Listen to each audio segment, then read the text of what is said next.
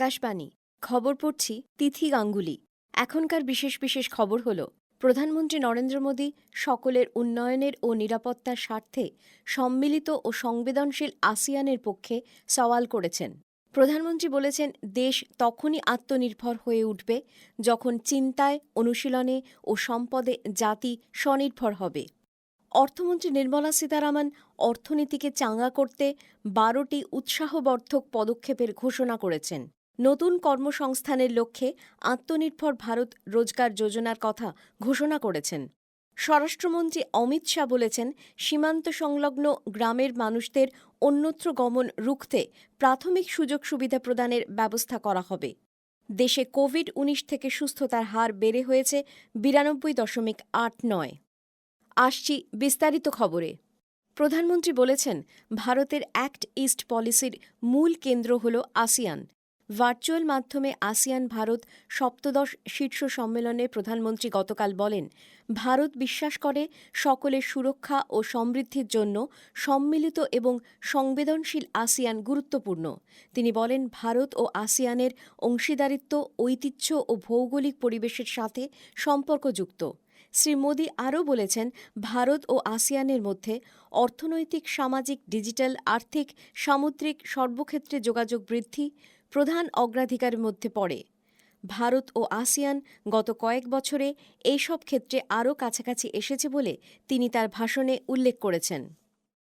প্রধানমন্ত্রী নরেন্দ্র মোদী বলেছেন, আত্মনির্ভর ভারতের লক্ষ্য শুধুমাত্র শারীরিক বা বস্তুগত স্বনির্ভরতার মধ্যে সীমাবদ্ধ নয়, এটি গতিশীল ও এর পরিসর বিস্তৃত।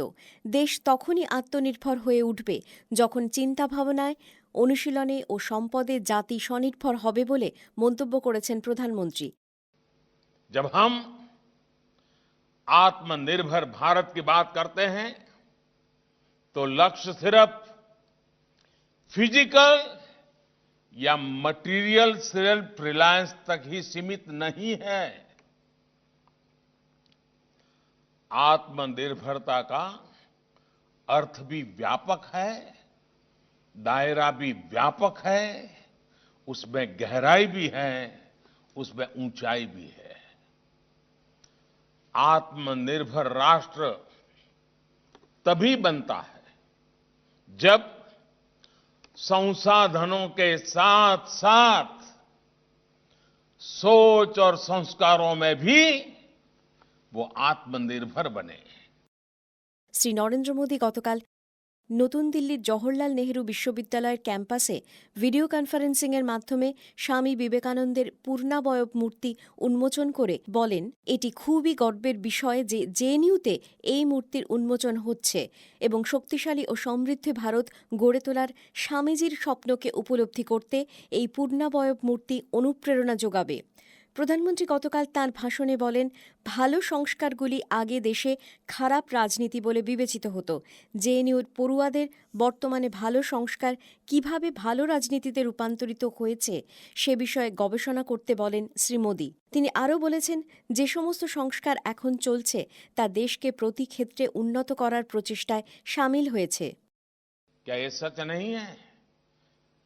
क्या भारत में गुड रिफॉर्म्स को बैड पॉलिटिक्स नहीं माना जाता था? तो फिर गुड रिफॉर्म्स गुड पॉलिटिक्स कैसे हो गए?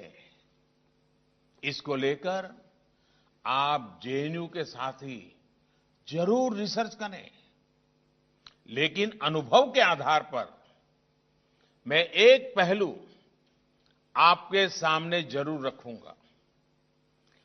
आज सिस्टम में जितने रिफॉर्म्स किए जा रहे हैं उनके पीछे भारत को हर प्रकार से बेहतर बनाने का संकल्प है। आज हो रहे रिफॉर्म्स के साथ नियत और निष्ठा पवित्र है। প্রধানমন্ত্রী বলেছেন, জাতীয় শিক্ষানীতির মূল লক্ষ্য হল আত্মবিশ্বাস, দৃঢ়তায় পরিপূর্ণ এক তরুণ ভারত গড়ে তোলা। স্বামী বিবেকানন্দ চেয়েছিলেন ভারতে শিক্ষা শিক্ষার্থীদের আত্মবিশ্বাস ও স্বনির্ভর করে গড়ে তুলুক বলে উল্লেখ করেছেন প্রধানমন্ত্রী। অর্থমন্ত্রী নির্মলা সীতারামন গতকাল অর্থনীতিকে চাঙ্গা করতে ১২টি উৎসাহবর্ধক পদক্ষেপের কথা ঘোষণা করে বলেছেন, কোভিড-১৯ অতিমারি সত্ত্বেও অর্থনীতি শক্তিশালী হওয়ার লক্ষণ দেখা দিচ্ছে। তিনি বলেছেন, আত্মনির্ভর ভারত 3.0-র আওতায় ঘোষিত এই পদক্ষেপগুলি দেশে কর্মসংস্থান, কৃষি, পরিকাঠামো, উৎপাদন, আবাসন, গবেষণা এবং কোভিড-১৯ টিকা তৈরিতে সহায়তা করবে। নতুন দিল্লিতে গতকাল এ প্রসঙ্গে সাংবাদিকদের তিনি বলেন, এই নতুন পদক্ষেপগুলি পূর্ববর্তী ঘোষিত প্যাকেজের সঙ্গে সামঞ্জস্যপূর্ণ। উল্লেখ্য, অর্থনীতিতে কোভিড অতিমারির প্রভাবকে কার্যকরভাবে মোকাবিলা করার জন্য পূর্ববর্তী প্যাকেজের ঘোষণা করা হয়েছিল। অর্থনীতির উন্নয়নে বর্তমানে নতুন এই ১২টি পদক্ষেপের আর্থিক পরিমাণ ২,৬৫,০০০ কোটি টাকা। এই আত্মনির্ভর ভারত পদক্ষেপের পরিমাণ জিডিপির ১৫%। বর্তমানে ভারতের অর্থনৈতিক অবস্থার কথা বলতে গিয়ে শ্রীমতী সীতারামন বলেন, পিএমআই সূচক বৃদ্ধি, জ্বালানি খরচ, জিএসটি সংগ্রহ, ব্যাংক ঋণ, এফপিআই বিনিয়োগের পরিমাণ বিশ্লেষণ করে দেখা গেছে ভারতের অর্থনৈতিক অবস্থার উন্নয়ন ঘটছে। বাজারে পুঁজির বিনিয়োগ ও বৈদেশিক মুদ্রা ভাণ্ডার সর্বকালীন উচ্চতায় পৌঁছেছে, যা একটি ইতিবাচক সূচক বলে তিনি উল্লেখ করেছেন। অর্থমন্ত্রী গতকাল ১২টি পদক্ষেপের অঙ্গ হিসেবে আত্মনির্ভর রোজগার যোজনা নামে এক নতুন পদক্ষেপের ঘোষণা করেন। এর ফলে কোভিডজনিত ক্ষতির পুনরুদ্ধারে নতুন কর্মসংস্থান গড়ে তুলতে সাহায্য করবে। অর্থমন্ত্রী জানান, এই প্রকল্পে নতুন কর্মসৃষ্টির পাশাপাশি আরও বেশি রোজগারের সুযোগ তৈরি হবে। বিহারে নতুন সরকার গড়তে রাজনৈতিক তৎপরতা চলছে। জেডিইউ সভাপতি নীতিশ কুমার সম্ভবত দীপাবলির পর মুখ্যমন্ত্রী হিসেবে শপথ নেবেন। জেডিইউ সাধারণ সম্পাদক কেসি ত্যাগী বলেছেন, সরকার গড়ার প্রক্রিয়া শুরু হয়ে গেছে। নীতিশ কুমারের সঙ্গে তার দলের নবনির্বাচিত বিধায়কদের গতকাল পাটনায় বৈঠক হয়। শ্রী ত্যাগী বলেছেন, এনডিএর শরিক দলগুলির সঙ্গে সরকার গঠন নিয়ে আলোচনা চলছে। এদিকে আরজেডি নেতা তেজস্বী যাদব গতকাল মহাগঠবন্ধনের নেতা নির্বাচিত হয়েছেন। আরজেডি, কংগ্রেস ও বাম দলগুলির সম্মিলিত সিদ্ধান্তে তাকে নেতা নির্বাচিত করা হয়। এ খবর শুনছেন আকাশবাণী থেকে। কেন্দ্রীয় স্বরাষ্ট্রমন্ত্রী অমিত শাহ বলেছেন, পরিযান বা অন্যত্র গমন রুখতে সীমান্তের গ্রামগুলিতে সমস্ত রকম প্রাথমিক সুযোগ সুবিধা প্রদানের ব্যবস্থা করা হবে। গুজরাটের কচ্ছ জেলার ধোর্দোতে গতকাল সরহদ বিস্তার বিকাশোৎসব ২০২০ উদ্বোধন করে স্বরাষ্ট্রমন্ত্রী একথা বলেন।